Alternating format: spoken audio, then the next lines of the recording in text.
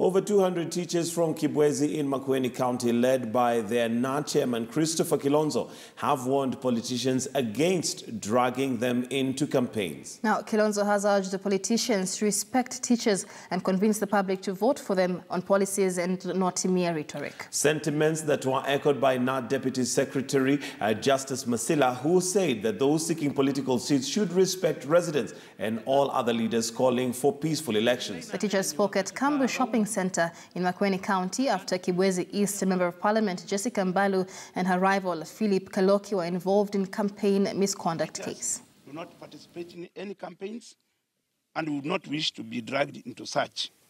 And therefore, I'm sounding warning to those who are campaigning, to those who are seeking votes from members of public. Some names of people like professional teachers should not be dragged into such. And if one has no words to use to convince members to get voted in, should stop this immediately. Tunataka waeneze campaign ambazo hazina chuki, ambazo hazieki jamii moja uoga, tushinde kutangamana kama Wakenya. We want to call upon all those who are aspiring for various seats in this region to have respect for residents, to have respect for all the leaders, and that we want peaceful campaigns.